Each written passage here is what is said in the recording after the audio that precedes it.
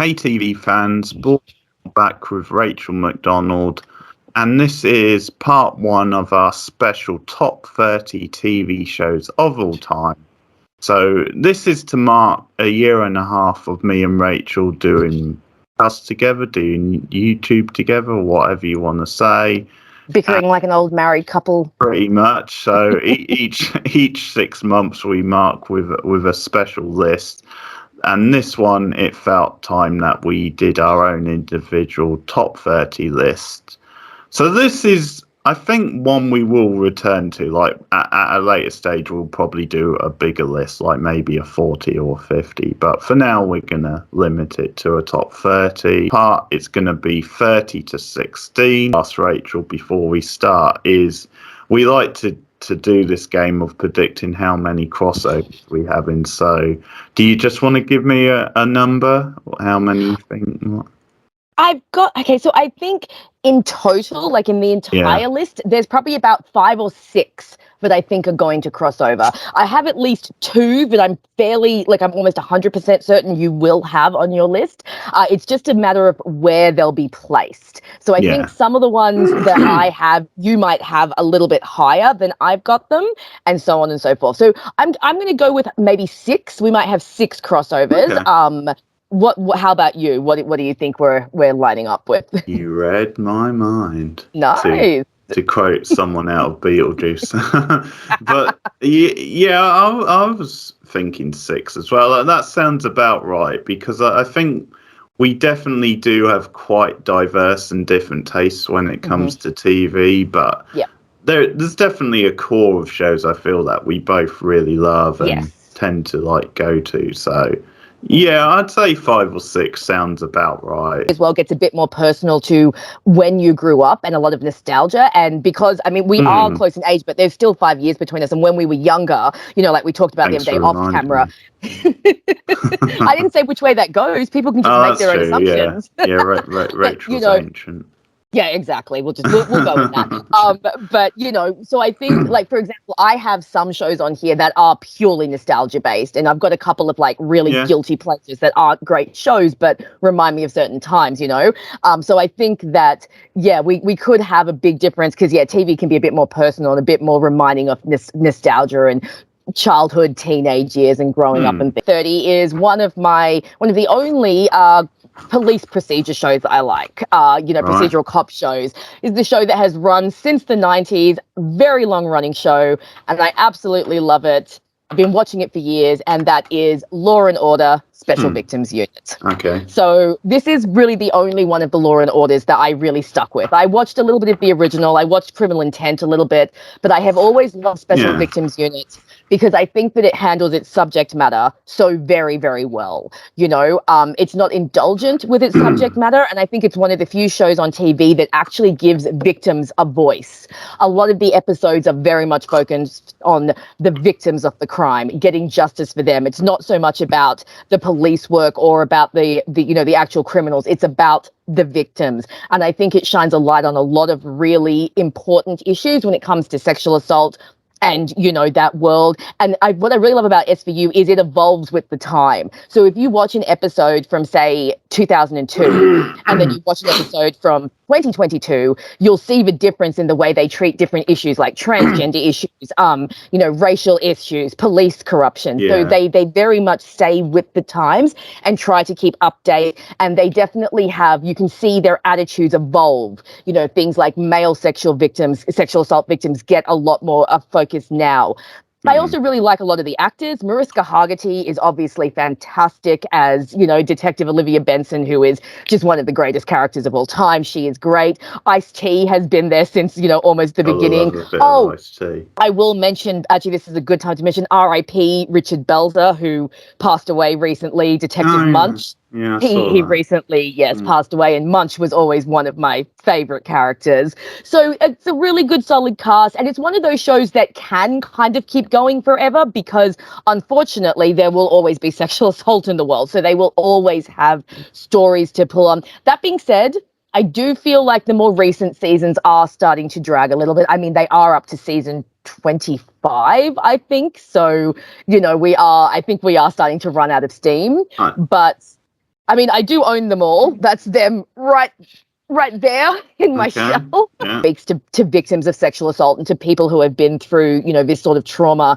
And I just like the way it really handles this. And I just find that I can always watch it. I can always just throw on a season and get very involved in whatever storyline is going on and whatever case is going on. So that is my number 30, Law and Order Special Victims Unit. That's a good start. Like, and sorry to bring down the mood, but you forgot to mention that Ice-T, star of Leprechaun in the Hood. That's what he's most famous for. Oh dear. That's why they Poor cast Ice-T. him, no doubt. I'm sure. I'm sure that's exactly why Good they old cast him. Ice, I'm sure they saw his they're, performance they're and went, big fans "That's the guy. If of he that can bring down a classic leprechaun, B-movie. he can bring down anyone." Good pick. I've seen quite a few episodes because I've sort of watched them with my mum, and like you said, it's a good way. Like, it has a different feel, like the sort of cases to the mainstream, like Law and Order and Criminal Intent, and so it's a solid spin-off from what I've seen, and I agree she is very good. He was never one of my favorite characters. I kind of Ooh. agree with the fandom who call him the unstabler. So yeah, I much prefer watching That's as a beyond hot take. that. Yeah, I didn't know there was any heat on him, but okay. Okay, good stuff, and like, it's worth just flagging Law and Order up, really, because that's a very big cultural TV show of the last like 20, 30 years, and just absolutely the influence that's had and the way that's changed sort of like procedural on TV. So that was a bit of a game changer when that started in like the early 90s. I feel like we should call Law and Order launcher of 1,000 spin-offs. Yeah. So many spin-offs from that show. And certainly, definitely for TV themes, one of the best theme tunes. One of the most iconic theme tunes ever. That riff, you can just listen for hours and hours. In fact, some mad case has put up a 10-hour version on my YouTube goodness. where it's just like the same riff. So 30 definitely fits into the nostalgia camp, and one I'm happy to rewatch so often. My number 30 is Daria. So we all like a classic TV outsider, and that's exactly what Daria is. So this is one of the early examples of the animated sitcom format, which has become so big in modern TV. And I think so. It started in the late 90s, had a 5-season run, and then there's also like a movie they did. So yes, I forgot they did a movie. It obviously has been, for many, sort of dwarfed in many ways by animated sitcoms that have followed, like Family Guy and American Dad, various like, animated sitcoms, South Park in a way, but it's one of those things, but also it was ahead of its time as well. Oh, definitely. So first of all, the character of Daria, which, as I've said on another video, spun off from Beavis and Butthead into her own show. So it starts with her family, the Morgendorfers, moving to this new town, Longdale, starting at new school. You've got her mismatched sister Quinn, who's like the it girl, the more shallow of the two. You've got her very neurotic parents, Jake and Helen, especially Jake, who's like totally like a stress freak, reacts so over the top to every little thing. You've got Helen, who's like the more sort of calm one, the more like ambitious lawyer. His friend Jane, who's like Jane, I love just Jane. like Daria, very like quirky and oddball, but also like quite different at times as well, into her art, various things. You've got a collection of like eccentric characters at the high school, but so, first of all, as I said, everyone does like a classic underdog, and I think Daria is just that. She is the classic underdog, and she has so much wit and just really acid sort of humour, like with the one-liners and the way she puts down and commentates on culture. One of my favourite lines, just to pick one, is quarterback has got a pass type thing for like an exam or something because of his stature.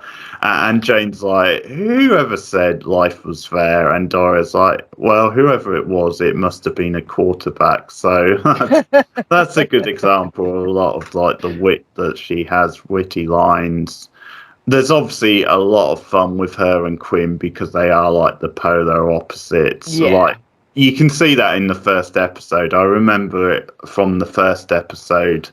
Like Doria and Jane are taking like these self-esteem type classes, and there's a scene later on in the episode because up to now, like because they're new at the school, Quinn has been like telling lies, like not acknowledging that she's her sister. Her own back, like at this assembly where she does this speech, and she makes a point of pointing Quinn out in the audience and just embarrasses her with the like this gushing sort of speech. So that's one of the things like Doria just gets off on, is like really using Quinn's like popularity and the fact that she sees Doria as like an embarrassment against her, because at the end of that episode, like she goes to, like she insists to the parents to keep her esteem high. I want to go to this really cheesy like pizza place and I went to when I was kids, and it's one of those things where you have like really cheesy people dressing up as like animals and singing stuff, and she insists on going there, and that's just another way to embarrass Quinn as well. So there's just so much fun with that stuff, her and Quinn, like her just knowing how to push Quinn's buttons. Like there's another really good first season episode where they go to a party, and once again it's like the whole social thing of like one really funny scene is like just one of Quinn's friends, I think it is, just pointing out the different cliques at the party, like, and they're just making sassy sort of comments about how, this guy is only really popular because he knows that person who's popular, and just running through running commentary on is embarrassed because they're at the same party, and every now and again Quinn will like hide behind a plant or something when she sees Doria. Circumstances where they have to work together, like because they've got vested interests. So, and you do get like good character growth on the show as well, like someone like Quinn. So it is good to see how they develop over the course of the seasons and the episodes. But one of the things about Doria as a character, I think, is then it would be easy for a character like that to be like not that likable because she is so cynical and she's always putting other people down.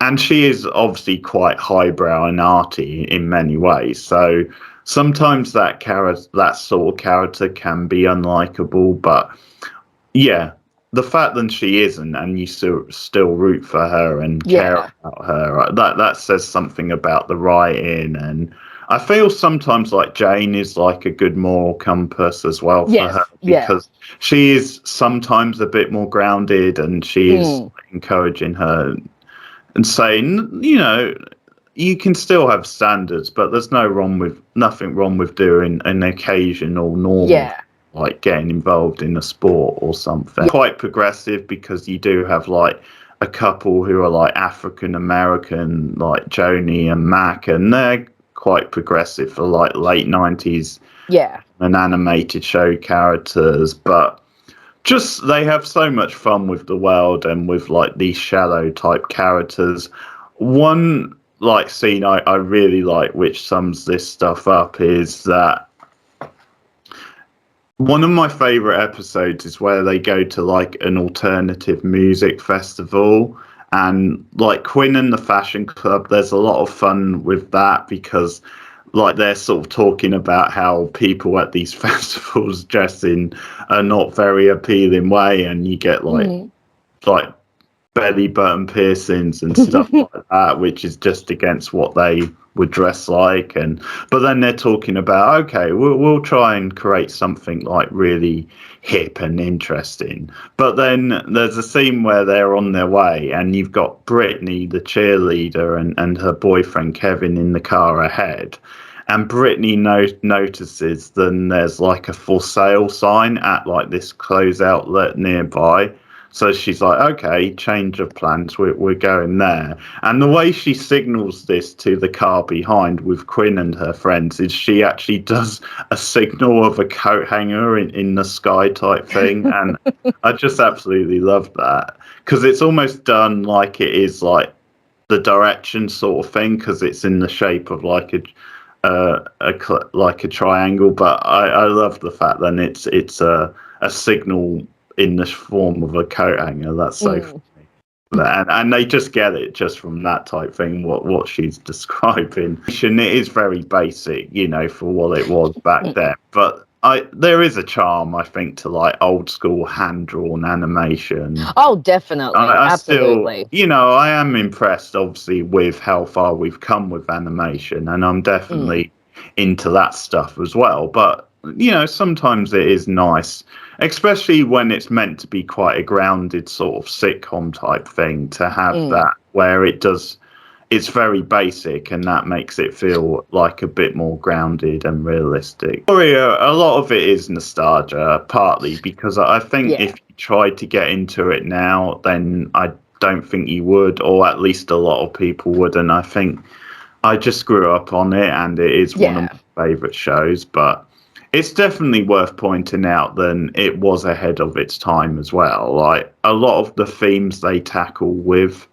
for what it is, I think they deal with in quite a mature way. Daria back in the day. I haven't watched it in years, so I don't remember the specifics, but I definitely remember I used to love Jane. I thought Jane was one of the best characters ever, and Daria herself. And I always loved that really deadpan like way that she used to speak. Hi, I'm Daria. Go to hell. It was just really fun.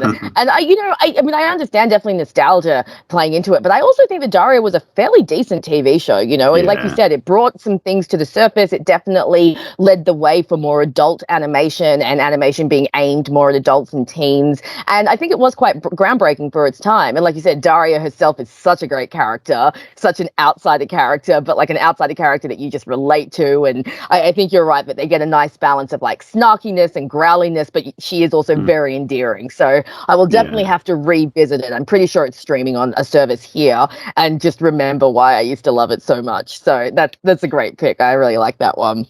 Yeah, and I will just say, just because it's in my list, but in the UK it is on Amazon Prime. So if you're watching this in the UK, you can get it on there. So very cool. Okay.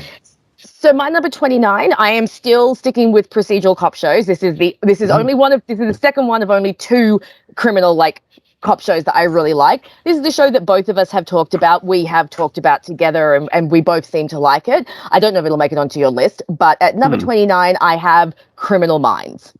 Okay. So I only got into this show I think it was about 4 or 5 years ago, because my best friend introduced me to it. She's like, you've got to see this, because she knows that I love true crime, and I love knowing about profiling, and I love finding out how they solve crime. So she's like, I've got the show for you. Come and watch this. It's all about that. So what I really love about Criminal Minds is I do love the profiling aspect. I find that really, really interesting. I find it really interesting how they have to get inside these criminal minds, how they have to work out patterns and behaviors. And that is all based on reality, like the real behavioral analysis unit. I do think sometimes the show does get a little too intense, like it can get very gory with some of the unsubs, so to speak.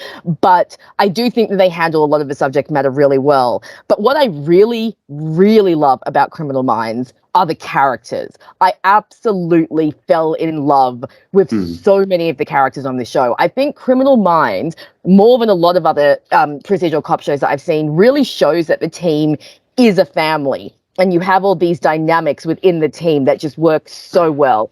Aaron Hotchner, who is like, Big Papa Bear, is honestly one of my favorite characters of all time. Brown Man, I absolutely love him. He's just such a great stoic character, but he's got so many badass moments that let you know, no, you don't want to mess with this guy. And he's so protective of his team, and he loves his team so much. And I just love watching that. When we did our top 10 oddballs list, Penelope Garcia ended up on mine, and so did Spencer Reid. They are both two characters from this show that, I absolutely love. Jennifer Giroux, played by AJ Cook, another one that I absolutely fell in love with. David Rossi, one of the best old Italian, uncles of all time. Yeah. I absolutely love when he gets super Italian, and there's this great scene where he and Spencer are going to investigate on some mud bank, and he sends Spencer down the mud bank because he's like, these are $1,000 Italian shoes. I'm not going down there, kid. And I just love that aspect of him. And there are so many scenes over the show where you see how much this team loves each other. There are so many situations that they get into where they all rally around each other. Obviously, you've got the 100th episode with Hotch's wife when she's murdered by the Reaper, and you see them all, gather and be there for Hotch. There's an episode where Spencer gets kidnapped. There's another one where Penelope gets shot. So you have all of these great episodes that really show how great the team are and how much they love each other.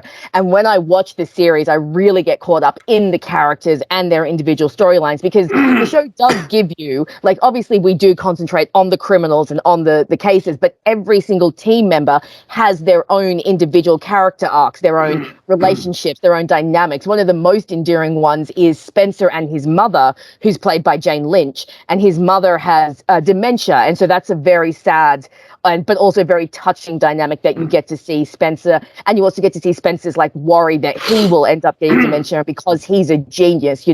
That's a fear that he'll lose his mind. So I really like that this show goes really deep with the characters, which is really surprising for a procedural cop show, because they usually focus more on the criminals and on the cases. But speaking quickly of the criminals, another thing I do love about this is it has some of the best guest stars, and it gives actors that I've only seen in limited roles, and it allows them to really expand. For example, there is a great episode with James Van Der Beek, who obviously we all only know as Dawson, and he's playing this unsub that has a split personality, and he is chilling. You watch it and you're just like, oh my God, Dawson? What happened? And it's really, really creepy. And you have some other great names, like Tony Todd pops in for an episode. Tim Curry is in another episode.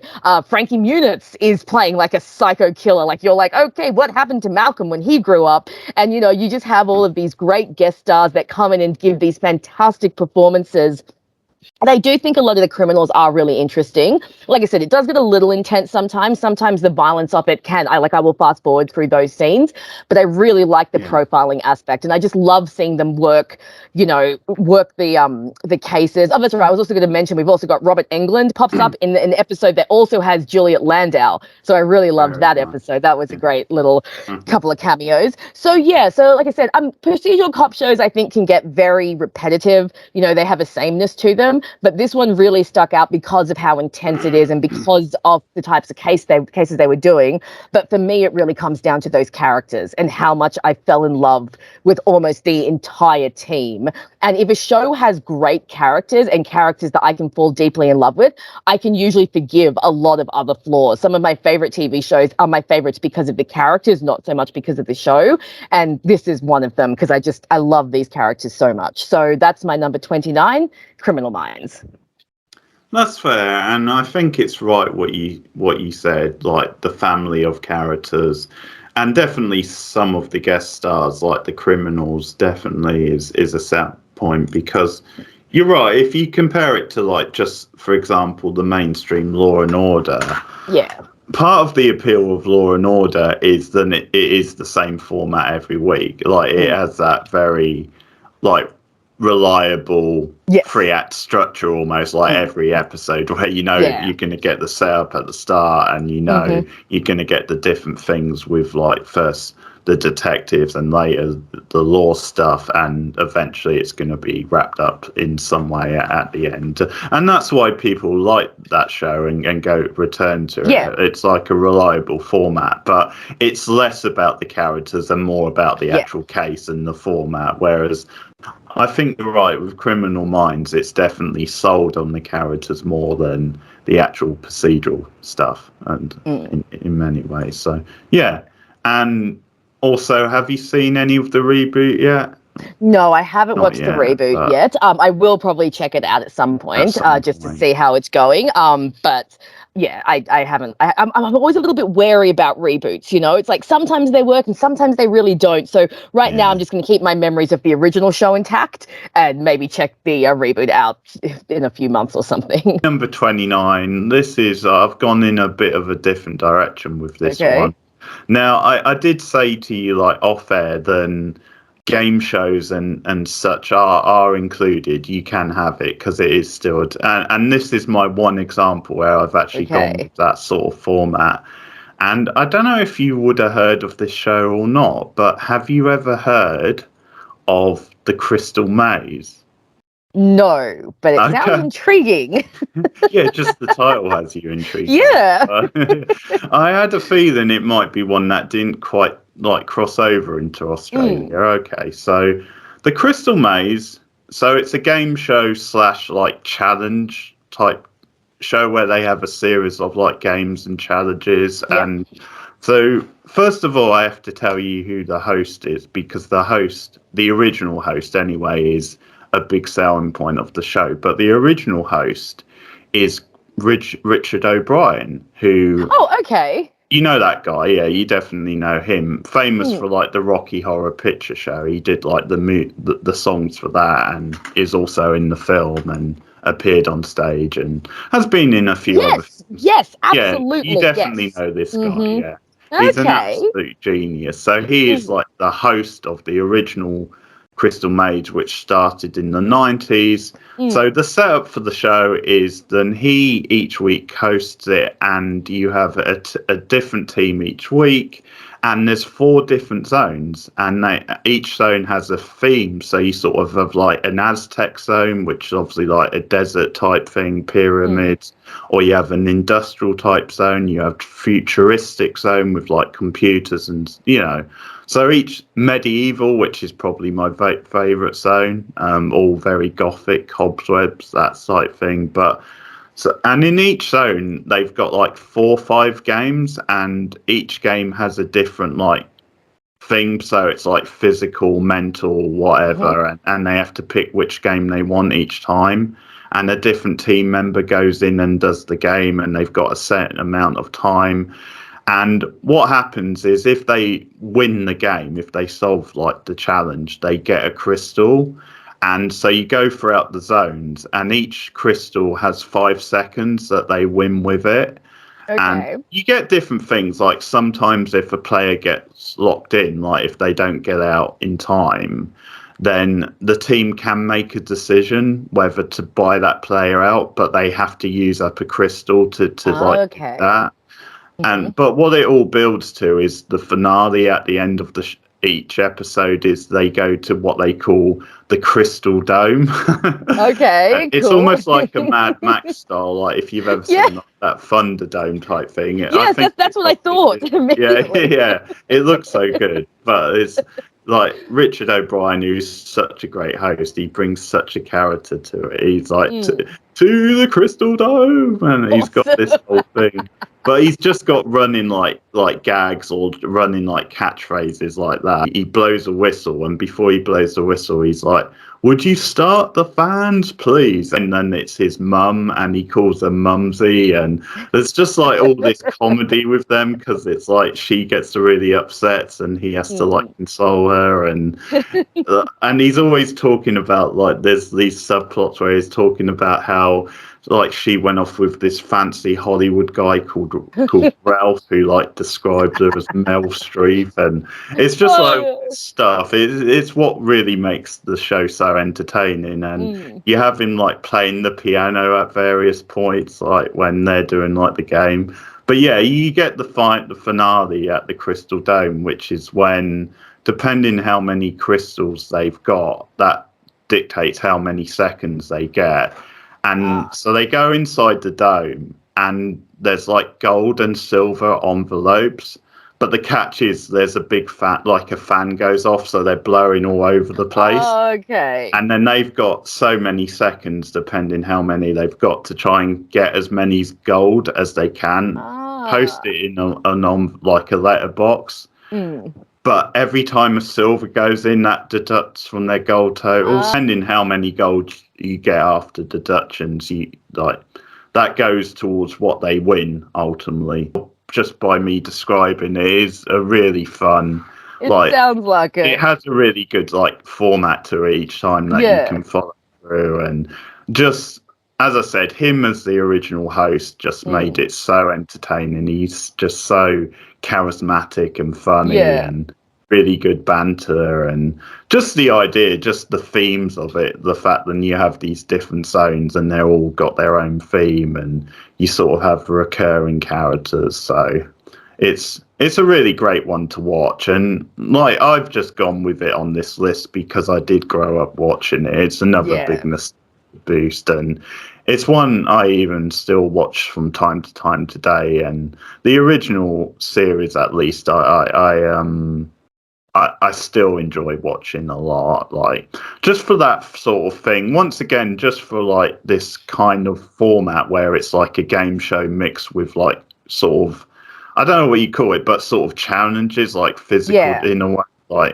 I don't know exactly but there was a lot after this, which was definitely influenced by the Crystal Maze. And the biggest compliment I can pay to Richard O'Brien as the host is then he left after a few series. I think he did 3 or 4 series, and they replaced him with this guy, and the guy they replaced him with just wasn't as good. And the reason he wasn't as good is because he just did a basic impression almost, so it just felt like a pale imitation.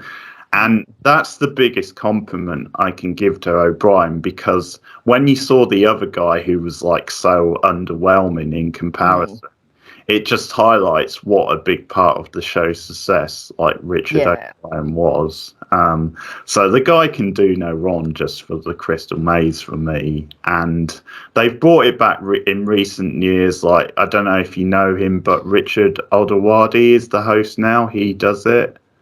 No. He's been in a lot of stuff. I think you would probably know him. He's a good choice. He also had, when they brought it back, it was for a celebrity charity special, and Stephen Merchant did that one. He hosted that one, but so it's back now, and they've updated a little bit, and then it's still a fun watch, but it's obviously never going to be as good as it was the original series in the 90s. So yeah. Again, that Daria, that's a big nostalgia, but I've sort of bent the rules a little bit, but counts. It's fine. It's a cool pick. I like it. I'm sure different. You can. Yeah, exactly. I'm sure you can probably find episodes on YouTube. So I was just thinking that. I was thinking to myself, I think later today I'm going to have to go on YouTube and have a look at this, because it sounds very interesting. It sounds like it was initially a lot of fun with that original host. But yeah, I haven't heard of it. And I'll say right now, I don't have any non-narrative TV shows on here. Yeah, that's fair. But I like that pick because it's very, very different. And I like when one of us comes up with a pick that's slightly outside of the box. So that's very cool. Genre, and you've given me something to watch this afternoon. So there we go. Nice. 8 is probably what I would call my first guilty pleasure. So the TV show I've gone with it's not so much a bad TV show as it was just a really cheesy TV show. Very cheesy, very, it came out, I think, around 2005 and didn't really do that well. But I love it because of the lead actress and because the subject matter is kind of nice to watch. And that is Ghost Whisperer, which starred Jennifer Love Hewitt. Yeah, so this show, I think, came out around 2005, 2006. Jennifer Love Hewitt plays a woman, Melinda Gordon, who has the ability to talk to the dead. And so basically the show is a Monster of the Week formula where the ghosts are the monsters, and she's trying to figure out what happened to the ghost, how did they die, and why are they still around, and what closure do they need. So I really just like the formula of this show. First of all, I love Jennifer Love Hewitt. That's a bit of my nostalgia coming over from the 90s because I loved her in Party of Five and I loved her and I Know What She Did Last Summer, Sure. and she's a lot of fun. Will say the camera spends entirely too much time focusing on her cleavage, but I guess if Yeah. you've got boobs like Jennifer Love Hewitt, you need something to sell the show to men. So that's the draw card for the guys. But her actual character is a very lovely character. And, Jennifer Love Hewitt always plays those kind of more like girl next door types, the really sweet kind of soft characters. And Melinda's that sort of character. But I really like watching her. All the different ghosts that they get on the show are very, very interesting. And through these different ghosts, you get a lot of different storylines which touch on a lot of different things that I think people deal with every day. So you've got things like drug abuse, you've got things like teens running away from home, people who have issues with their family, couples that have broken up. There's, some things that deal with like mental issues and then, teens rebelling. So like almost every ghost story that you get has a really lovely story to go with it. And then you always get this really lovely moment of closure towards the end of the episode that, again, very cheesy, but just kind of makes you go, oh, and you feel kind of gooey and sweet and, that kind of like cheesy fun that you get. They do try to do a few arcs in the show that don't really work out. This show works best when it is just the Monster of the Week formula because because through that you really get to learn a lot about closure. And I think anyone who maybe has lost someone recently, watching this show can be a little bit cathartic because you can kind of see, people getting closure with their loved ones, especially if you've had like a sudden death. They also have a really great relationship between her and her husband, Jim, which is one of the better TV marriages I've seen. And I really loved how supportive her husband is. And like he knows all about her gift and he's very supportive of it. And they're a really beautiful couple. She has a best friend in the first season who's also really supportive, but then that best friend is changed in the second season and she ends up with someone who is actually a bit more of a cynic. So you've got someone who can actually kick against her a little bit and question her and be a bit of a cynical thing. And then as the series goes on, we meet a few other mediums. Jamie Kennedy pops up for a couple of seasons playing someone who can hear ghosts but not see them. And there's a few other like recognizable faces. Like I said, it was definitely not the best show. It didn't really make much of an impression. It didn't really make much of a dent. It did run for 5 seasons. So it obviously, yeah, it was getting the viewers, obviously, but it's not what I would call your most intelligent or thought-provoking show. I just really loved it when it came on because I thought it was done really well. And some of the ghosts are actually quite creepy. They do sometimes lean a bit into horror. Sometimes she has dream sequences that can be quite creepy. And some of the ghosts, before they realize, like some of the ghosts don't realize they're dead. So before they realize it, they can look very scary as they're trying to come through from the other side. And there's some big build-ups, like towards some of the seasons, they have some big events, like there's a plane crash at the end of season 1, and there's a big incident towards the end of season 2 that's got to do with these psychic children. And, Julian Sands pops up playing a character. And they do this weird...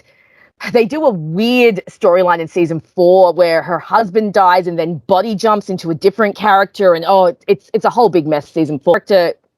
Jennifer Love Hewitt really carries the show. The supporting characters are really fun. And like I said, every so often I'm in the mood for a bit of cheese. I'm in the mood for a show that's just going to make me feel good and make me cry a little bit. And I have very much enjoyed this show since it was first airing. So that is my number 28.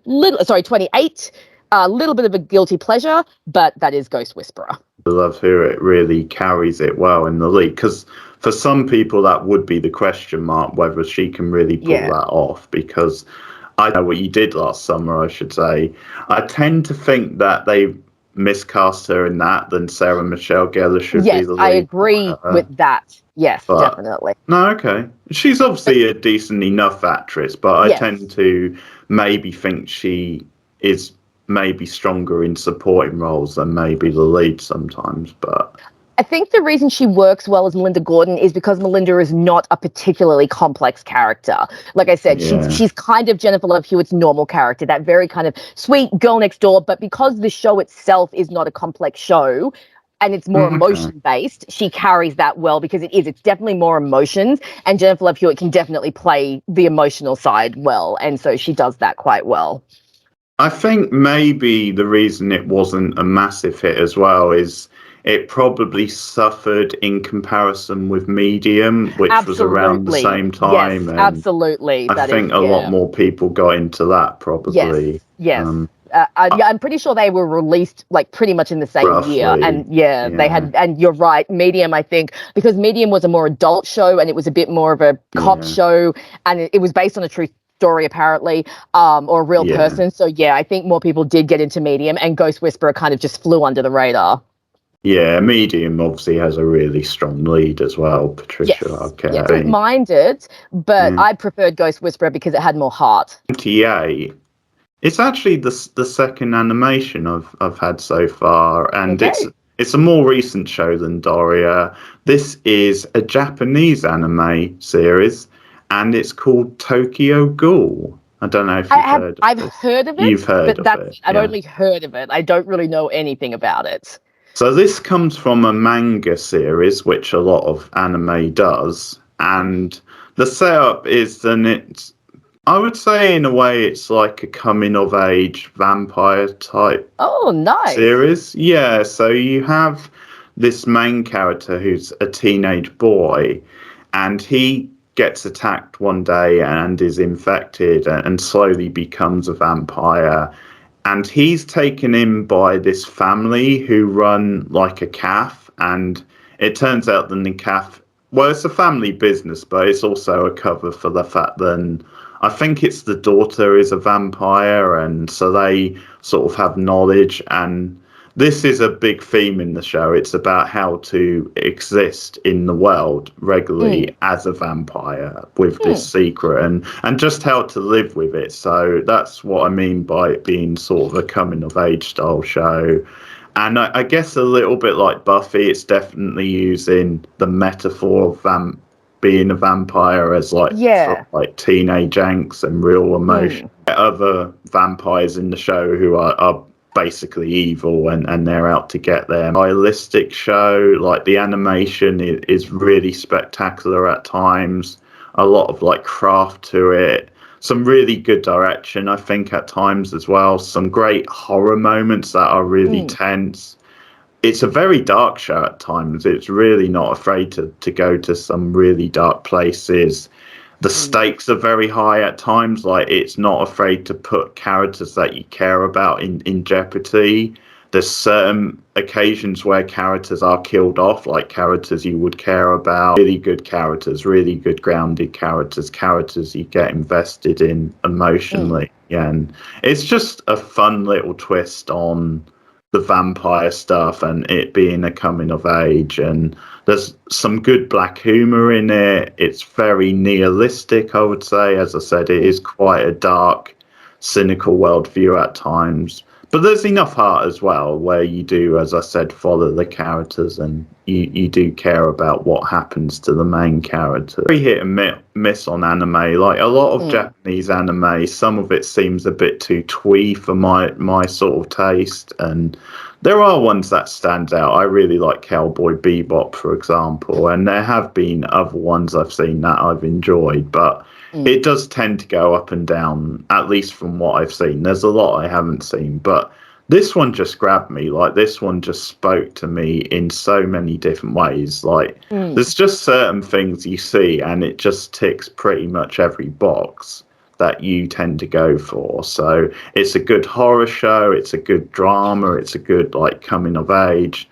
There's themes in it. It's got, at times, as I said, like a darker sense of humor. So, yeah, Tokyo Ghoul, I really love it. It's pretty original, I think. Well, because I had heard of it, but yeah, didn't know what it was about. I always love vampires, but I have to admit, I'm not a massive anime fan. Like you, it's I don't know. There's something about the style, the fact that the girls are always drawn. Yeah, it's just not my genre. I have tried it before, and if I was ever going to watch an anime, this sounds like the type of anime that I would watch because it is the type of subject matter that I really like. So I might check it out one day. But yeah, anime and me, we don't really mix that well. So I think I agree. Sounds really interesting. Yeah, but that's the distinction I would make. I think if it's a particular genre like this, it appeals more, because Cowboy Bebop is like that. That's sort of like a space adventure style show. Yeah. So I think in that case, I can get more into the genre stuff, and it's not so much of like almost like a teen type soap. 27 is the ultimate guiltiest of guilty pleasure TV shows possibly ever, and it's one that I know we both enjoy, so it'll be interesting if it turns up on your list, but I don't know if it will, because it is that bad, and that is Melrose Place. Very nice. I had to put Melrose Place on this list because it is just so much fun. It's such trash. The remake, right? No. Don't be that guy, Keith. No, we are talking about the OG Melrose Place. Now, I didn't watch it when I was younger because I was too young to watch it, but because it is so 90s, it just makes me nostalgic for the 90s, you know? So you watch it and you're instantly transported back to 1993. The fashion, the music, the electric guitar riff and the theme song, you know, everything about it is so 90s. The characters, obviously, we have both talked about our love of some of these characters. Kimberly, obviously played by the wonderful Marsha Cross, is one of the breakout characters. Absolutely insane. Sydney, played by Leighton, what's her name? But, you know, the character of Sydney, insane. Michael Mancini. Oh, Michael Mancini, who's like the ultimate bad guy on this show. Douchey villain, yeah. What a douche. And yet somehow all the women fall for him. It's like, come on, girls, pull it together. You have. Hey, I've got a bit of a Michael crush myself. Oh no, Keith is falling under Michael's spell. I'll find him hanging around Melrose Place with irresistible, I tell you. It's funny because it starts the moment he turns heel as well, when he goes bad. Like when he was just a regular guy, it's like, screw that. There's nothing about this guy. Then he becomes the bad guy. And it's like, oh, okay, you got a little bit going on. It's just, I mean, just talking about it, you can see the two of us smiling and just remembering. It's such a bad show, but it's so bad that it's good. You know, it's one of those so trashy that you just have fun. Over the top storylines, people coming back from the dead and ripping their wigs off, fights in the Melrose Place pool, Kimberly blowing up the complex, you know, and of course, Heather Locklear as Amanda. She's wonderful. So fantastic. Just such a great, like, bad bitch character. Like, as soon as she came on the show, because it was really her appearance on the show that really, you know, made the show turn around. Before she turned up, it was just kind of an average, you know, slice of life show about people in their 20s and 30s. But when Amanda turned up, that's when it really started to become like Melrose Place, you know?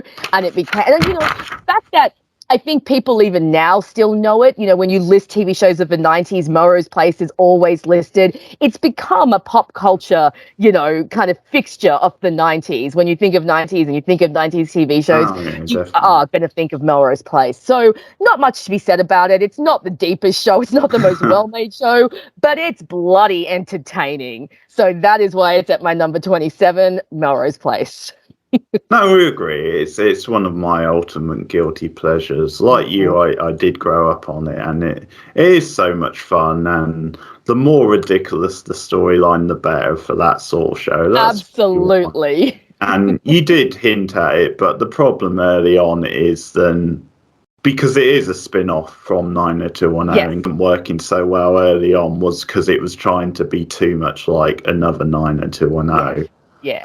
That's one show. This is the other. Like, and as soon as they realised that and did their own thing and played more into the trash, played more into like everyone being outrageously sexy, horny, and just all the various like convoluted, over the top plots.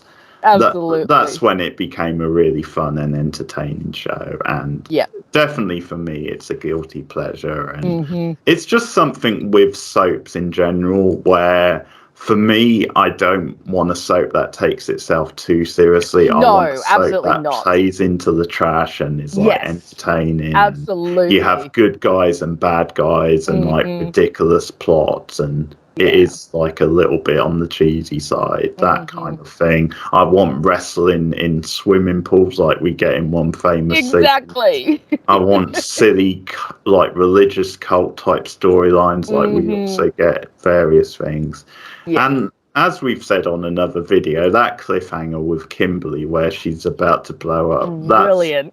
One of the all-time great TV cliffhangers. Absolutely. Number 27. It's the first Star Trek show on my list. It may or may not be the last. I'm not giving any away. But for my number 27, I've gone with a show that I'm watching for the first time at the moment, and that is Star Trek Deep Space Nine. Many hardcore Trek fans, this is the best Star Trek show, and from the little I've seen so far, I'm about halfway through season 2, but I'm definitely starting to see why they feel like that. The ship is like sort of marooned near a wormhole, and because of that, you've got all these different cultures that have to coexist on one ship, and like they've got like different things like a bar and a setup on like this one like location, and you've just got all these different cultures who aren't accustomed to being like near each other and sharing like living spaces. And obviously you've got the main crew who have to like oversee this stuff and have their own mission, different like races and people coexisting or having to coexist. Right there, that is a core like Star Trek plot right there. The idea of different races, exploring that, and just because the crew's like that as well, where you have like one of the crew members is like a certain race of aliens, then you get more on that race and her past as the things go on. Wonderful armored Shinneman at his sleazy vest. He plays like Quark, who's like a race called Ferengi, and he's the one who runs like the bar and stuff in that. And there's all sorts of funny antics with him throughout the show, and him and this sort of rivalry he has with this character called Odo, who's like sort of like a law enforcement type figure, and he's always like keeping an eye. And because they're polar opposites and because they rub each other up the wrong way, that stuff is so entertaining to watch. But just when you break down all the different like main characters, there's a lot of great potential, because for example, Odo is like a shapeshifter, so he can shapeshift into different things, and that's something where there's a lot of fun to be had, because it means he can spy on people. Like he can change himself into a different shape and blend into the background, so he can like spy on people to get information. You've got a very good captain, Sisko, first African American to be a captain.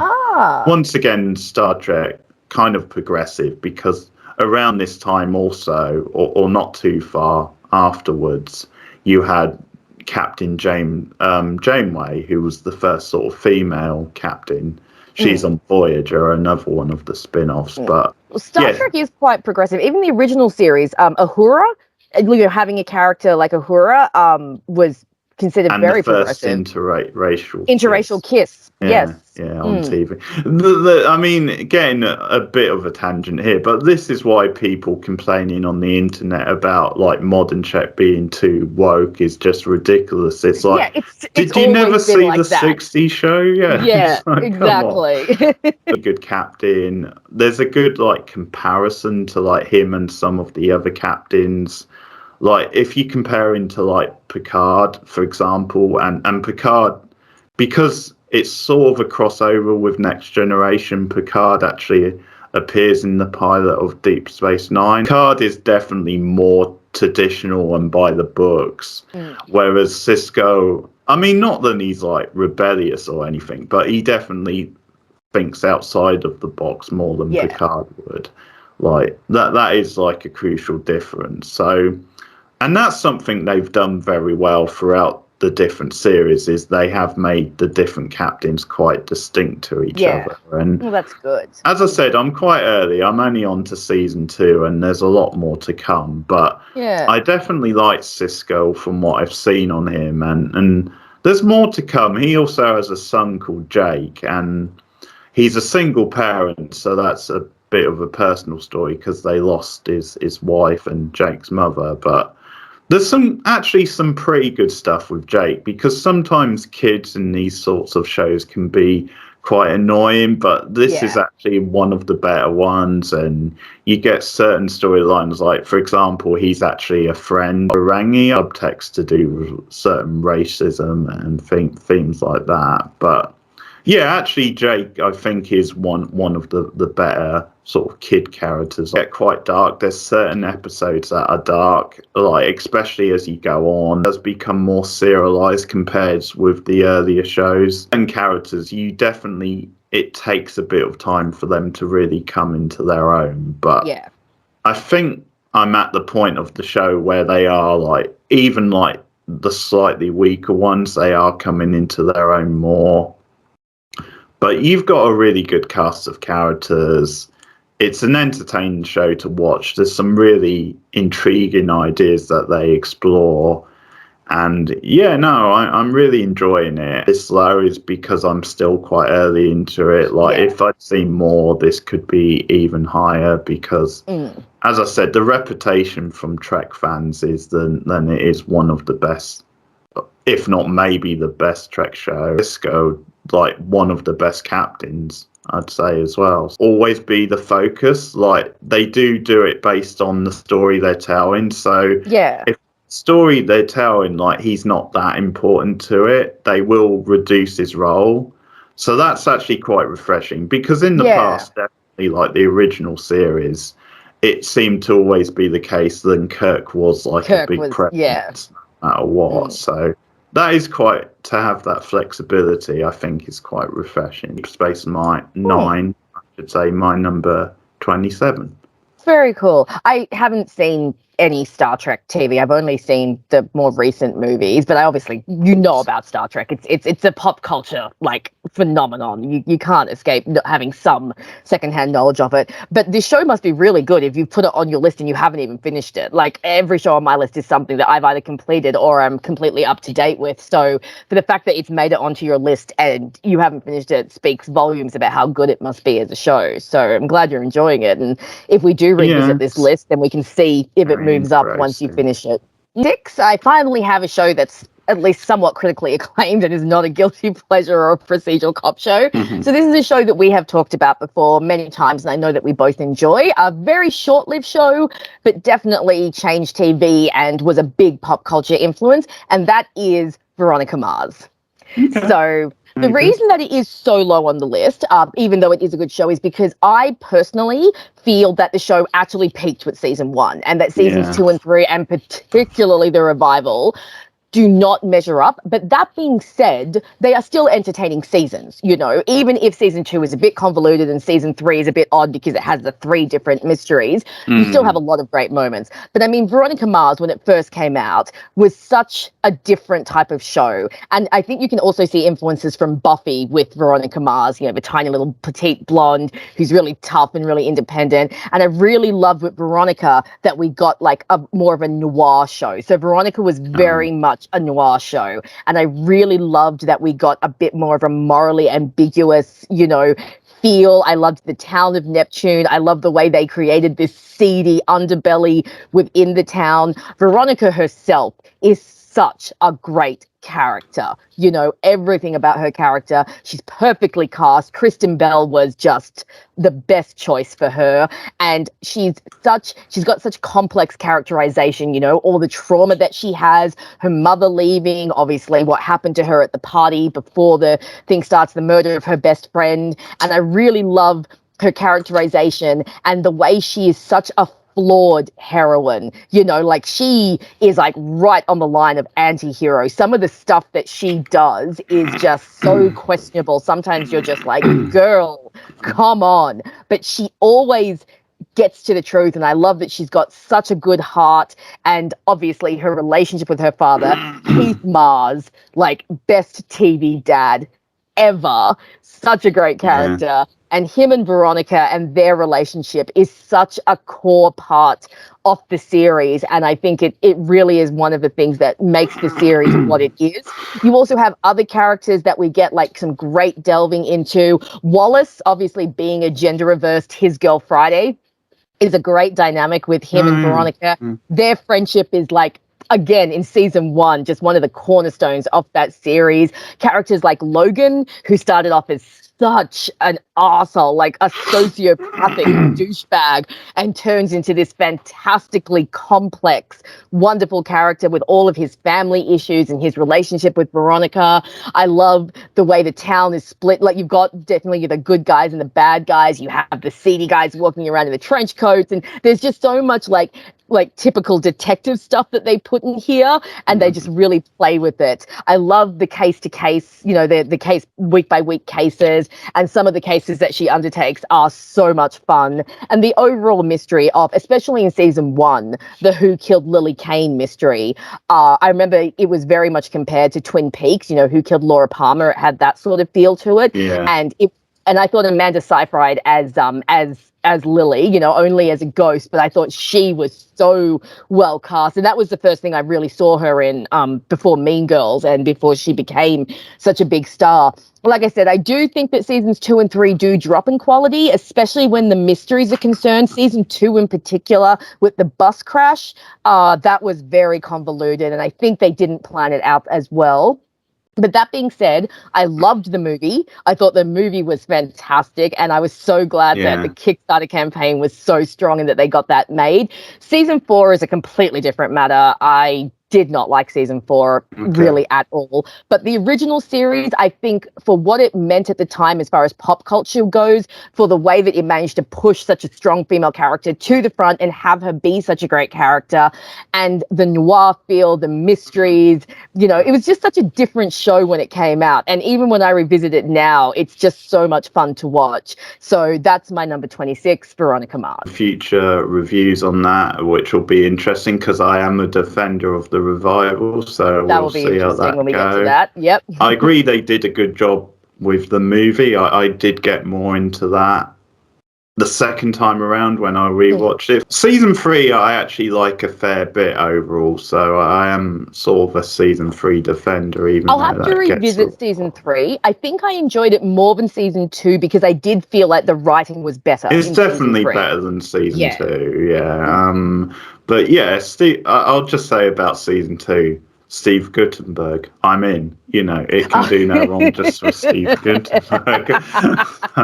I'm in. All the other sins can be erased because he's in it. Show which at its best is so good. Like, it speaks to me so much as it speaks to you. And even though the later seasons aren't as good, they still have those moments in them, and they still have good character stuff. Show to recommend, but I can understand why it's a bit lower because of being a bit inconsistent after season 1. 26 is a sitcom, a recent sitcom, Community.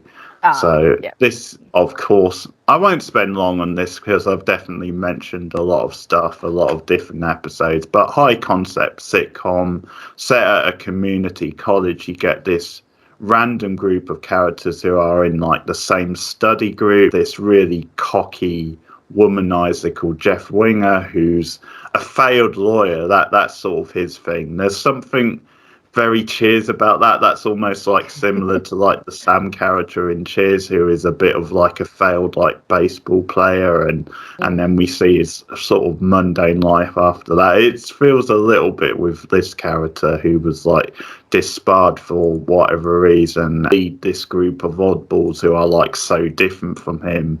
That's where a lot of the fun plays, and he's so well played by the actor Joe McHale, who's this classic sort of sarcastic deadpan, so well cast. Alison Brie, it does look like a good cast. Yeah, Alison Brie is adorable as Annie, like the good sort of grounded type gal. You've got Britta, who's like the more kind of feminist style character, the more kind of outspoken and stuff. She's very good and likable at times. You've got the religious one, Shelly, who's very entertaining.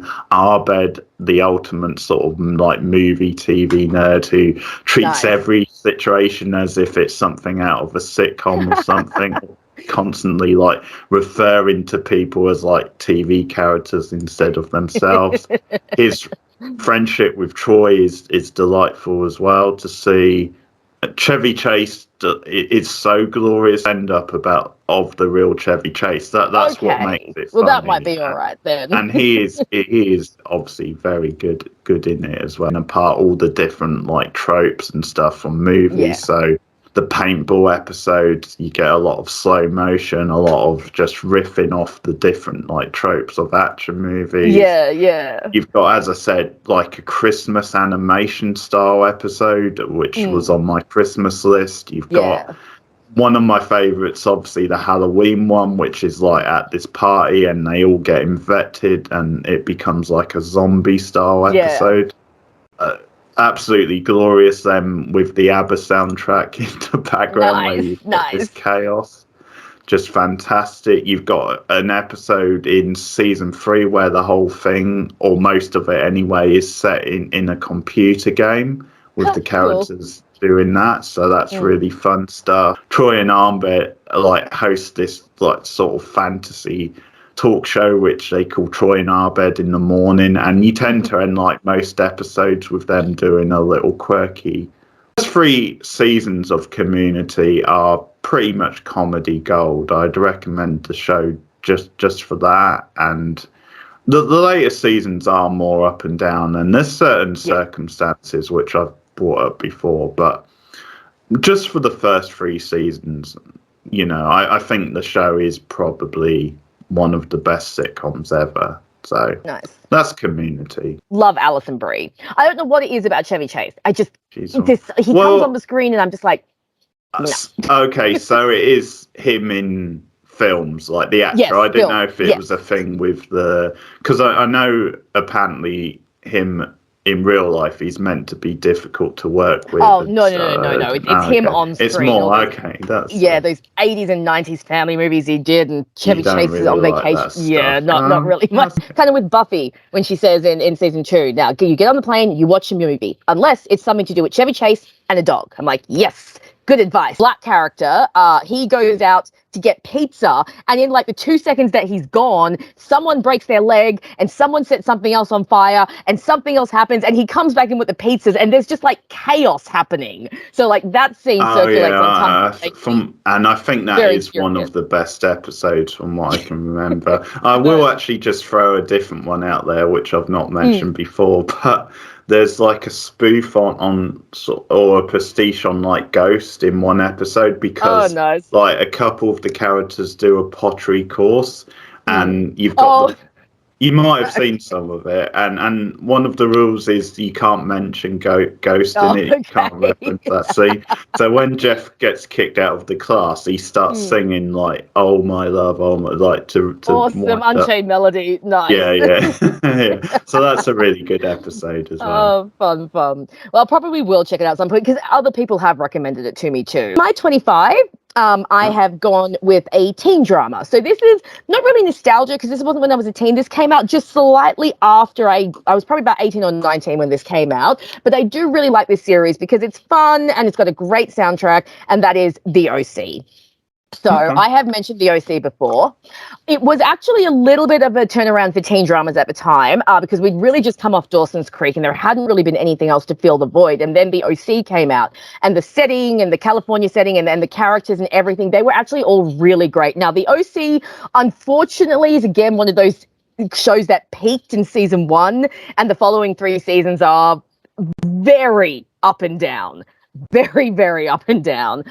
But every season has at least some really good, like at least one good storyline that will make you want to watch it. And again, for me, it's the characters on this show. So you have, we talked about this when we did our While You Were Sleeping review. You've got Peter Gallagher as Sandy Cohen, who is the second best TV dad in existence because I don't think anyone beats Keith Mars. But Sandy Cohen is definitely up there. You've got the main teen characters. So the general storyline is it's a bit of a fish out of water storyline. You've got this character, Ryan, played by Ben McKenzie, who comes from Chino and comes from a very lower class, poor family. And the whole series starts because he and his brother steal a car, and he ends up in juvenile detention. And that's where he meets Sandy Cohen, who is a defender of juvenile, offenders. And through a series of events and mishaps, Ryan ends up coming to stay with the Cohens. And it's very much told from his point of view. This kid from Chino, this kind of downtrodden kid who has never had family, gets brought into this opulent world, but he also gets to form bonds. He gets to have parents, and he gets to have a brother in Seth. Now, Seth Cohen, one of my favorite TV characters ever. Adam Brody is just fantastic as Seth. He's like very much a geeky, nerdy kind of, fish out of water as well, which is why he and Ryan bond so well. And Adam Brody just has this way of delivering his lines that just makes everything that come out of his mouth like so funny. He's got that kind of deadpan, snarky humor. Then you've got Marissa Cooper, who was played by Misha Barton, and Summer Roberts, who was played by Rachel Bilson. And those two characters are fantastic. Summer, in particular, evolved from a very, very shallow valley girl into one of the most complex characters in the series. I don't even know how that happened. Like, if you just watched the premiere of the OC and then watched the finale, you would not understand how Summer went from this to this. Like, she is such a different character by the end of the series. Marissa Cooper is one of those characters that deserved better. And if anyone's watching this and follows me on my channel, I have a whole video coming up about her and how badly she's treated in the narrative. And unfortunately, Misha Barton herself did have some issues on set, which have come out in recent years. And so there was quite a bit of drama there. But the OC, I think, is just a fun series. It doesn't take itself too seriously. It's actually really funny. It's got a really good sense of humor. It has one of the best soundtracks ever. This series really knows how to use music. It uses a lot of indie music, a lot of like smaller bands. It obviously, one of the pop culture things that came out of the OC was the what you say moment when someone gets shot in the season 2 finale and what you say starts playing. I'm pretty sure Andy Samberg did a whole skit like mocking that, and it's become one of those iconic music moments. But I just really love the OC. It reminds me of when I was just out of my teens, just at that time of my life. And it's just an enjoyable show. The setting's really fun. The characters are really fun. Like I said, the later seasons definitely go up and down a lot, but it does try to tackle at least some serious issues. And when it gets it right, it's actually really good. Unfortunately, when it gets it wrong, it can be very, very bad. And some of the episodes are a bit laughable, especially in season 4, where it gets really bizarre, and there's like this whole Christmas episode which is like in an alternate universe, and it's all sorts of bizarre. But it had a really strong start. Reminds me of a certain point in my life that I really like to think about. Great soundtrack, great characters, and I think it is one of the better teen dramas out there. So that's my number 25, The OC. I hope you don't have Dawson's Creek later, because if you do, I can't resist. I'm gonna burst into the theme song. So okay. Well, we'll just see what surprises are in store. TV Dad's definitely a future list for us to do. Yes, as well. Absolutely. I'll give you a clue to my next pick, because I am gonna sing the theme tune, or at least the start. So brace your ears, guys. But see if Rachel can get it from the theme tune. And it's bum bum bum bum bum bum bum. I hear the blues are calling, tossed salads and scrambled eggs. I don't know this. Oh, you don't know. I've done scrambled eggs. I hear the blues are calling, tossed salads and scrambled eggs, blah, blah. And you may be confused at one point, but I've got you pegged. Ha ha! But I don't know what to do with those tossed salads and scrambled eggs. They're calling again. I'm very intrigued. And at the very end, it's like, good night, Seattle, we love you. Seattle's the clue. Seattle. No, okay. No, still don't have it. It's Frasier. Oh, okay. And Kelsey Grammer sings the theme tune. And does a good job as well, I've got to say. But I had a feeling Frasier would be on your list somewhere, because you do talk about it a lot. Go back and watch. Like, I did watch it growing up, and I remember it being a big thing. Even in the UK, like, it was definitely bigger than Cheers in the UK. I think it did, partly because of the Daphne Niles will they won't they storyline. I think that really captured the imagination, and I just remember for some reason I think it was bigger over here than Cheers was. Kelsey Grammer, who there's some statistics with him where I think now has the record for like the highest number of like consecutive episodes or something with a character, because he has a bit of a past with sitcoms, because of course he was in Cheers,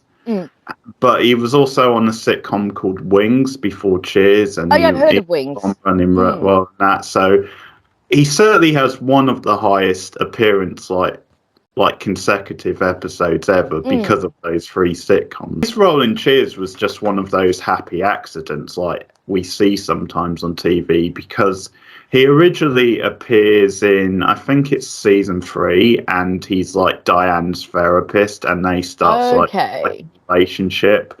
And originally he was only supposed to be like a short-term character, but they just struck gold with him, and like they liked him so much he became a regular on Cheers. It's a really great show, a bit like Cheers. You've got a somber cast of characters. You've got his father Marty, who's, speaking of great TV dads, is a wonderful TV dad. He has a really charming story. He's like an ex-policeman, and he's now disabled. He was disabled like in the line of duty. Obviously, you've got Daphne, who's like the physical therapist who comes into their lives, the one that Niles is head over heels for. You get a bit like Cheers with Diane and Sam. You've got a tremendous will they won't they with those 2 characters. How you do a great spin-off where you complement the original show, but you also do your own thing. I think Frasier definitely has a distinct sense of humour which is different from Cheers, because the Frasier character and his brother Niles are very like quite pompous and upper class, and they're into like high culture. The show definitely has a lot of fun with that, and you get a good contrast with Marty in that regards, because he is a bit more grounded, down to earth, and a bit different, like in class compared to those 2. So you get a lot of good humours with that, but they've got a really good like family dynamic. Daphne's a great character. Roz is a really good supporting character, like Frasier's producer at the radio station. You've got a good supporting character, Bulldog, who's just this really gross, like sort of shock jock sports DJ, but he's very entertaining as well. Sort of humour than Cheers. It is a bit more traditional fast type humour, like opening and closing doors, different characters coming in, misunderstandings. It is a little bit different from the setup at Cheers seasons. Like every Cheers character makes a cameo in Frasier. Oh, that's cool. Point. And you get some really good one. Like there's a later seasons episode where a bunch of them, and they have like a reunion, and that's really good. But also I will say, the first episode where Diane appears in Frasier, I really love, because the payoff to that and the gag is he comes in to take a look, and it turns out what she's done is a recreation of the Cheers bar. So you've got like actors playing the different Cheers characters, including Frasier, and obviously she's working in like stuff to do with their past and their relationship. So that's a really funny payoff in that episode. The most consistent sitcoms, I'd say, of all times, considering it's like 11 whole seasons. Yeah. Obviously, like any sitcom that long, you're going to get weaker episodes. I would say probably the last season is the weakest season, although it does have a good finale as well that season, I'd say. But yeah, very good. Lots of entertaining scenarios and like humor with the guest stars and the different relationships. Eddie, one of the great TV dogs as well, the Jack Shepherd, who Martin has, and he's like a side character of his own, like winding Frasier up. Watched Frasier back in the day. I don't know if I was too young or if it just wasn't one of those ones that I ever really like had an interest in, but I would go back and watch it. I'm pretty sure it is on one of our streaming services here, and so I would be interested. I like Kelsey Grammer, and I have seen the odd episode here and there. And what I've seen has definitely been amusing and funny. Really great cameos for the callers. Yeah. And I think at the end of each season, they tend to have like a roll call of who appeared. But you do get Cool. really good ones, like Christopher Reeve was on one. You have Oh, like Linda Hamilton was a caller, and just cool. really great. Like I think Christopher Lloyd might have been one, but you just get Yeah. really good like cameos who you only hear their voices, but That's cool. yeah, the radio shows and the phone-ins obviously a big part of the show as well. So that's Nice. That's cool. yeah. And that allows for them to have these guest stars and these fun cameos. That's a nice setup. Oh, very nice. 24 for me is a show that, again, we have both talked about, and I know that we both enjoy. Excellent show. It is tied with another show for the longest running female-led show on a network TV, and that is those wonderful Desperate Housewives. Okay, So good pick. we have obviously covered this show, and if you've watched, Keith's channel before, you've probably heard us speak of this show. Just a fantastic setup, I mean, just the concept in and of itself, focusing the show on housewives, showing that, because we do have a very, especially now in the more modern world, we do have a very narrow view of what a housewife is. So what I really liked about this show is it gave us 4 different housewives, all completely, different, with their own set of issues, with their own set of problems, and their own characterization. I love that the show is a dramedy. So, you've got some really good drama, but you've also got some fantastic comedy. There's some really fun slapstick comedy. There's some fun dark humor. There's some fun situational humor, but you also get a lot of the drama off these women's lives, their relationships, their failings, their aspirations, their desires. And I really like how deeply into each of the characters, well, most of the characters, the show goes.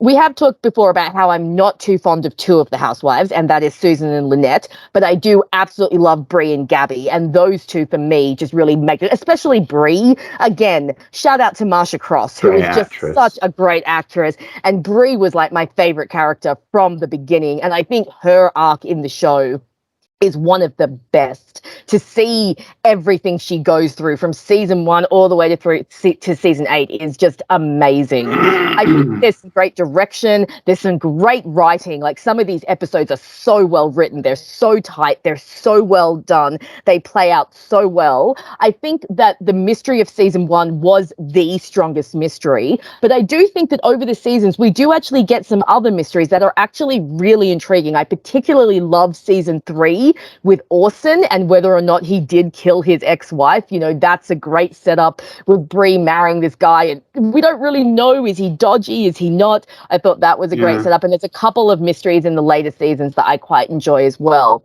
I do think this show does go a little bit up and down in terms of quality and the quality of the writing. Season 1 is obviously fantastic, but then I think season 2 dips a bit, but then season 3 comes back up. So it does go up and down a little bit, but I think the characters save it. Some of the supporting characters are really fun. I really love some of the other neighbors on the street. I particularly love Bob and Lee, the gay couple that move in, because some of their commentary is just fantastic and really funny.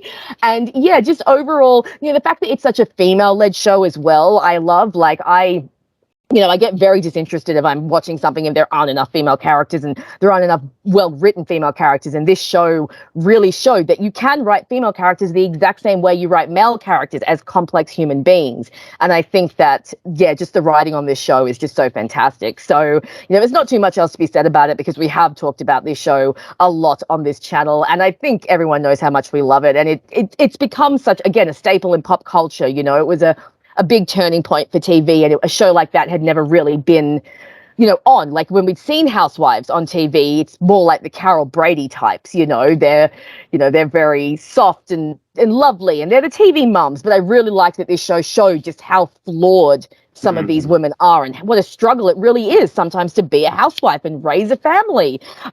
So yeah, just think this show was really fantastic. Again, it's a little bit lower because I have, found that sometimes when I rewatch now, I do find the quality go up and down a little bit. But I still think it's a fantastic show and really opened the doors for other shows of its type. So that's number 24, Desperate Housewives. For season 2, because I think the mystery in season 2 is pretty strong, and I do like how dark some of that stuff gets at times. This really absurd is sort of satire, and that stuff is fun, but there are parts of it that are really dark as well. She's playing Betty Applewhite. Yes, I know who you're talking she's about. wonderful, great actress. She is really good. Yes, and like you said, we do get some great guest stars. Alfie Woodard, I think her name is. That's it. Yeah. She's a really great actress. Both had the pilot on our pilots list. Yes, we did. Yes, because it is such a strong pilot. It's it just really lays everything out so well, and then gives you that kick right at the end with the letter, and the Mary Alice, what did you do? So it really just sets up the whole season. A lot of fun to be had with Desperate Housewives. I recommend it also from what I've seen. So my number 24 is our first crossover, so I've got this just a little bit higher, and that is Veronica Mars. Nice. So really, you've summed a lot of it up, and I did add the sort of comment, but a lot of the things that appeals to you are the same themes that appeals to me. The case of the week, the fact it is a noir, you've got a good style to it.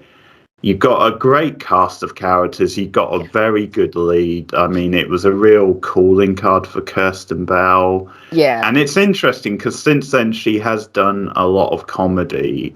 And sometimes people may think of her more for that stuff. But Veronica Mars shows that she can really carry a show, like a more drama-centric show. It's a much darker show than you sort of expect. Yes.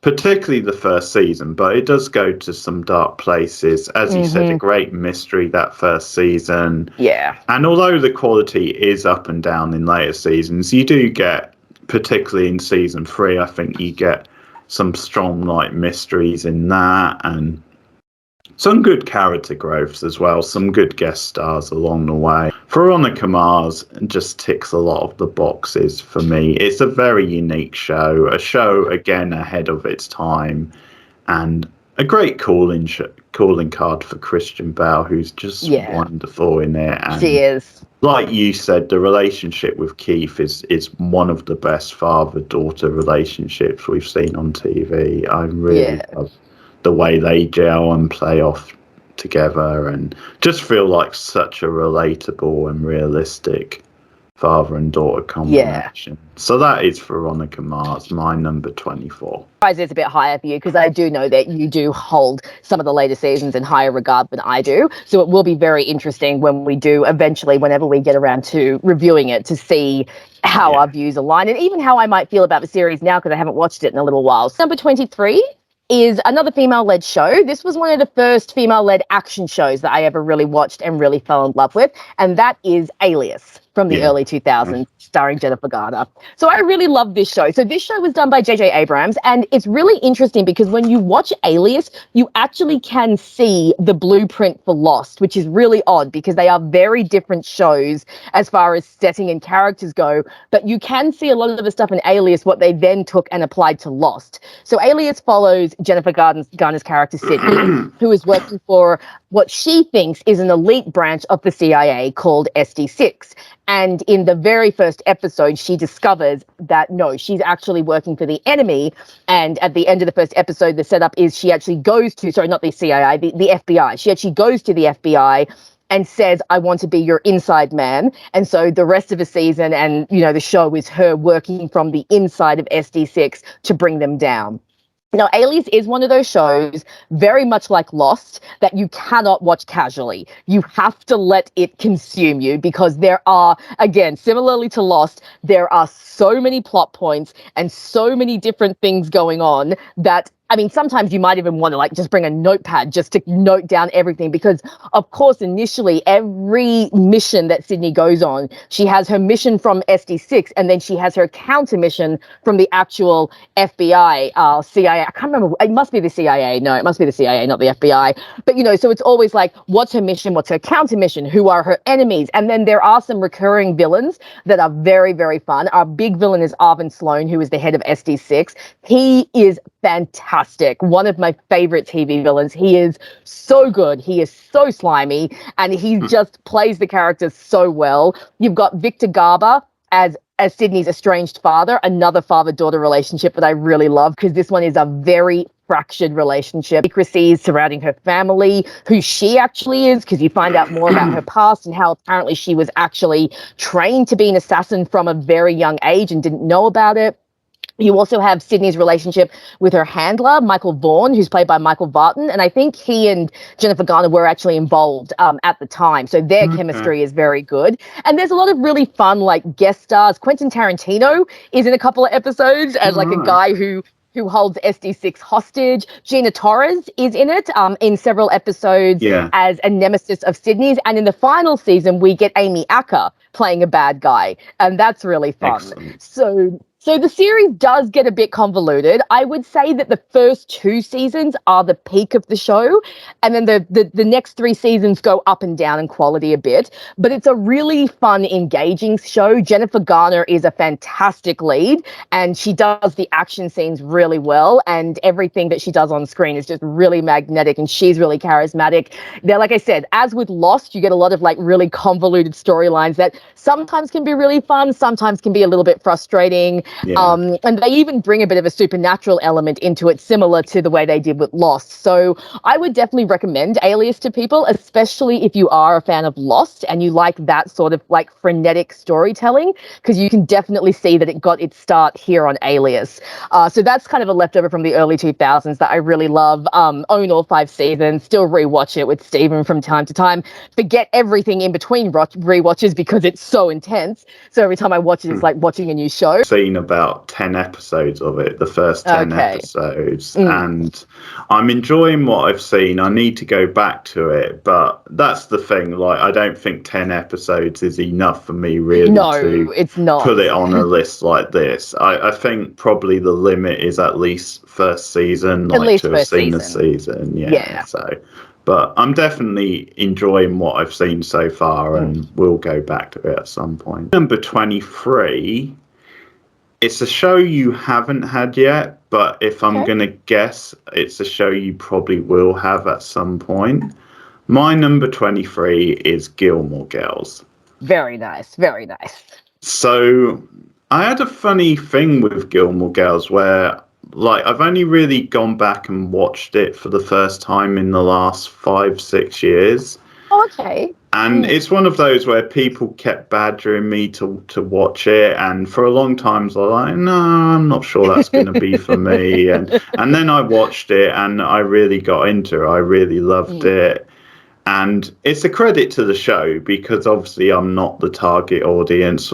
Once again, similar to what you're saying with Desperate Housewives, it was really ahead of its time for like the central relationship between the mother and the daughter, how that's depicted, and just the way you do get really good female characters at its core. Film/TV nerd like me, the pop culture references are just made for me. Like the humor is just so whip sharp, and all the references, just the variations. It reminds me a little bit of when you watch, like, particularly the first Scream movie, where the references are so diverse and so deep, some of them, and there's some which some people would know and some which you're not going to know, but it's almost like there's a reference to speak to everyone. And it's a bit like that with Gilmore Girls, like the pop culture references are so thick and fast, and sometimes they don't even go for the obvious ones. They do go for more obscure ones. They mention British politicians. They reference David Lynch. Reference like an 80s movie called Hard Bodies, which I've not even heard of, but apparently that's a film the characters really love. But just stuff like that, like the way they use the references is just so smart. It does have that classic screwball feel to it with the delivery, and just saying Lauren Graham is amazing in the way she delivers. She is fantastic. And once again, ultimate aspirational figure. She can eat all those Pop-Tarts and still look like Lauren Graham. I know, what a bitch. That really says something. But I love the central pairing, the way they play off each other. It is one of those, as a coming-of-age show, it's a very good coming-of-age show. Quirky, fantastical show. And part of the appeal of it is it's in this town of Stars Hollow that is off the beaten track, and Yeah. it's a show which, a bit like the town of Twin Peaks, like the town sort of runs to its own rules, which is a bit outside the mainstream, is to introduce them to something which is a bit more mainstream, like Taylor with the traffic lights. Yes. This time, and that's an episode we covered quite recently, but that's really funny. The town meeting scenes are always fun. That's a regular running thing. You've obviously got the Friday night dinner, which becomes a running like theme in the show, because as part of a deal between Lorelai and her parents, like they have to come to Friday night dinner in return for them funding Rory's education. Rory literally from like age 16 going through education into adulthood, so it get like the full range there. Different relationships, characters along the way. Suki, Luke, who owns the local diner. Again, you know, sort of working class characters like that have their own particular style, their own particular quirks, is a big appeal. You've got oddballs like Kirk, but you also have, for me, and I know this is something you agree with, one of the best friends ever on TV, and that is Lane, without a doubt. Lane Kim is absolutely awesome. Wonderful, and I just love like the different worldviews of characters in this show, like, and how it gets into her background with her mother, who is like very traditional, and get a sort of a snapshot of Asian culture there a little bit. Well, Lane's a character that I relate to a lot, obviously. Like not the same culture, but similar, you know, ethnic cultures. Yeah, strict parents, overbearing parents, definitely. And I used to hide things, not under my floorboards, but in various parts of my room too. So I totally get Lane. Being like the ultimate sort of music nerd and having that knowledge, and then starting her band. I absolutely love some of the stuff with her own band, Hepalien. That's absolutely great stuff. So Lane's a wonderful character. Paris is a great character again. Yes, we love Paris in this house. Once again, another great like off the wall oddball style character. The actress does a fantastic job with that. But yeah, so it is, although you've got two really great lead characters, I think a lot of times you get these other supporting characters who really steal an episode or steal the show. Absolutely. What I'll say, just to sum up, is then I think episode to episode, Gilmore Girls is one of the most rewatchable shows of all time. Absolutely. No, absolutely. I can comfortably say that without necessarily saying, you know, it's high art or it's one of the greatest shows. I mean, obviously it's on this list. Comfort watching Gilmore Girls. It's a great example of how you do like escapist sort of TV, but with still, you know, you do get relatable scenes in it as well, and some pretty good drama. Our storylines that both of us, we're not so keen on certain characters. You're always going to get that with a 7-season show, but it is worth saying that even when it's like a part of the show that we're not keen on, episode to episode, it's still very watchable. Yes, because absolutely. Of the characters. Absolutely. And there's a lot to be said for that sort of show. So it's one of those I resisted for a while, but once I did watch it, I was sucked in, and I'm happy that I did. And it is pretty much timeless, I would say. That's Gilmore Girls, my number 23.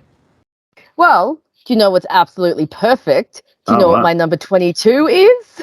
If you're out on the road. I've got my number 22 is Gilmore Girls. Oh, that's amazing. Awesome. You've pretty much covered everything. You're right. It's like, for me with the show, I will admit it has fallen a little bit in favor with me recently. I have been watching this since I was a teen, and just recent years, some of the storylines, some of the characterization gets a little bit, and the revival was freaking terrible. A Year in the Life was awful, but I love this show. Like you said, the high rewatchability factor is definitely, I mean, Gilmore Girls is one of those things that if I don't have anything to watch, I might just throw on an episode of Gilmore Girls. You know, you can just jump in at any point and watch it. Like you said, the characters are fantastic. Lane Kim and Paris Geller, two of the best characters ever. Like, just both of them are fantastic.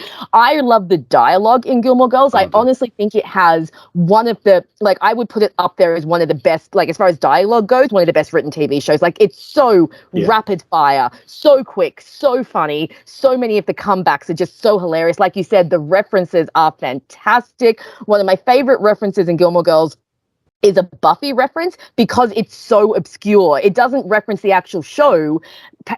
Paris is going out like really late at night, and Rory's like, "It's 11 o'clock at night. Who are you hoping to hook up with now, Spike and Drusilla?" And I'm like, if you would only know that if you'd actually watched Buffy. You know, it's not an obvious reference, but if you've seen the show, you go, ah. So yeah, I think you pretty much covered everything. Just a really great show.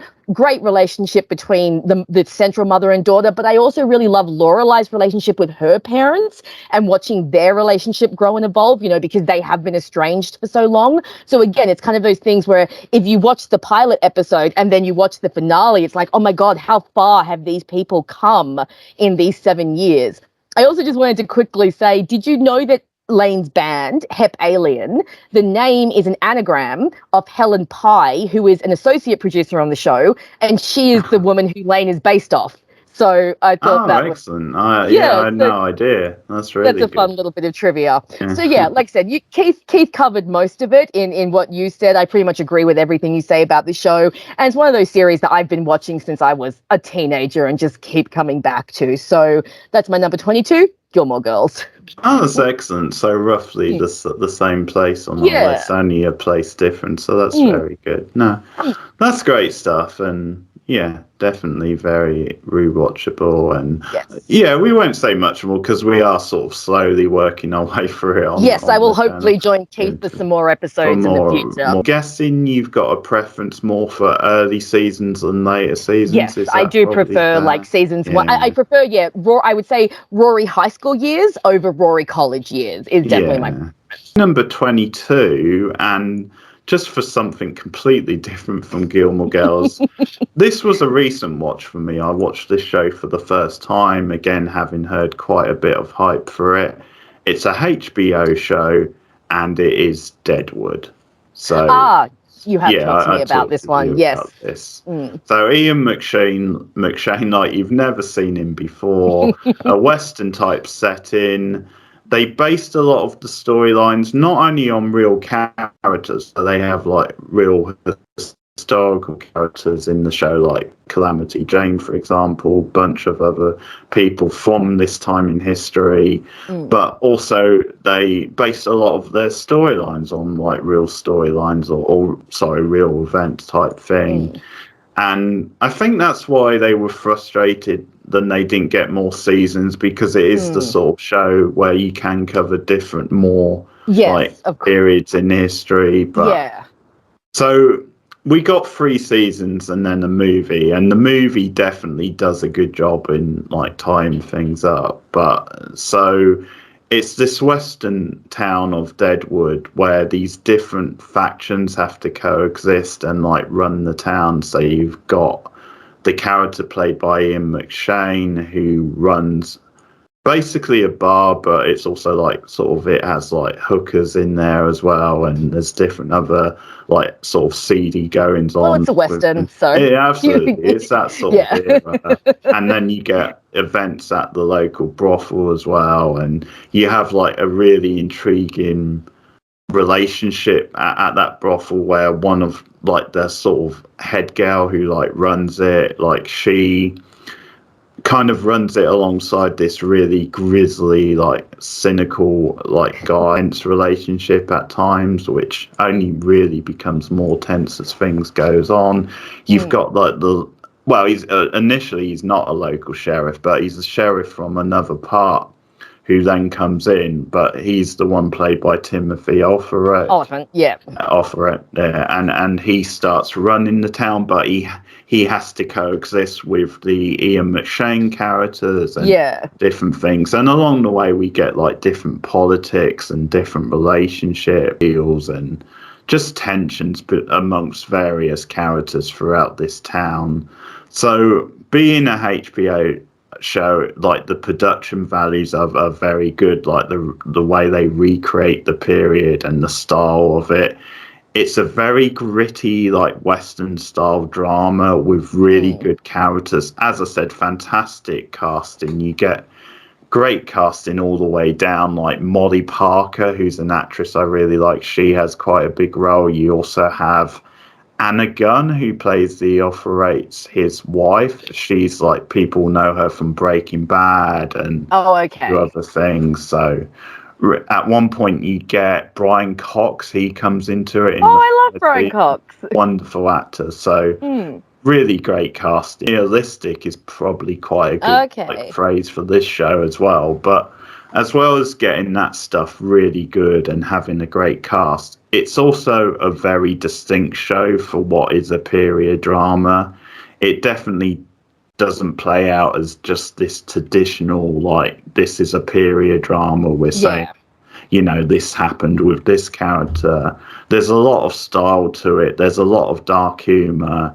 And there's a lot of poetry to it as well. Like the way they use language in this show, it's like this weird, quirky mix between like a Shakespearean style language, but mixed in with very deadpan, very harsh, like swearing. Like it's one of these Shakespeare shows. would have loved that. Absolutely, it's one of these shows where you know how sometimes swearing, if it's done in the right way, can just be some of the most entertaining swearing of all time. Absolutely, yeah. This is a perfect example of that. Like, for example, like the Ian McShane character, he says cocksucker so many times within like probably a few seconds, but it is just so entertaining. And the way they turn a phrase and use various swear words and different things, it's just a whole thing. It's like an art of language, and that's what I love. I love stuff like that where they're doing a great job with the period drama and the style of it, but it also doesn't just feel like a run-of-the-mill period drama. It calls really important issues of the time, and it's one of these things which shows like this and also Mad Men does really well, where because they're modern shows, but they're set in like in the past, what they do is they use those times to explore modern issues type thing. Or kind of say, well, this is what it was like back then. Makes it a bit more progressive within that time frame, just to show that there are certain characters who don't have the old-fashioned attitude, like, you know, because there are certain things like there's actually a very entertaining supporting character, Asian guy who like runs a store on the market, and he becomes like a close confidant with the Ian McShane character. And there's different things, like there's racial stuff in there as well. Al Swearinger character he's one of those characters where at times you love to hate him, and at times he's very hard to take because he is so brutal and nasty. But definitely a lot of times that's his masculinity masking.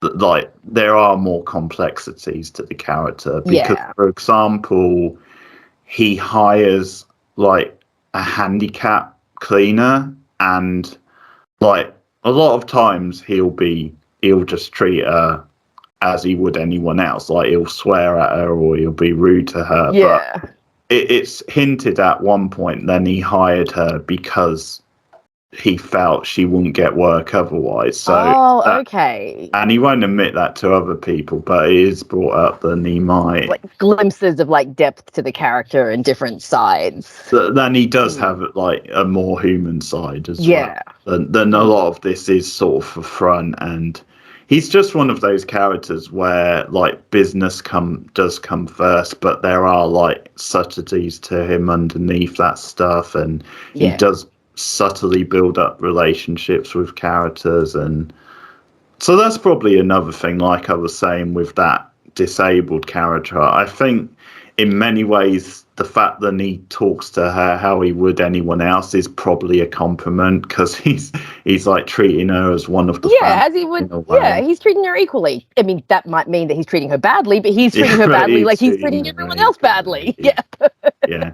So he's a really fascinating character, and Ian McShane, obviously a great actor, but he's never been better than in this show. He gets a full arc as well over 3 seasons and a movie, and just some tremendous characters and casting, and really tense moments, really well directed scenes, some good black humor as well. So very consistent show. It's a shame they didn't get a bit longer. The reason it isn't higher is just because I've only seen it recently, and I've only seen it once. So when I rewatch it, it could definitely go up, because it is pretty much a perfect show, I would say. Nice. Very consistent. So that is Deadwood, my number 22. Very nice. No, we've talked about this off camera, and you've definitely made me interested in it. And I love Timothy Olyphant, so I would watch it just to see him, because he's just fun. So yeah, that's very cool. So yeah, I'll probably will check that out at some point, and then if I do, we can have a chat about it and see how we go. Yeah, it'd be good.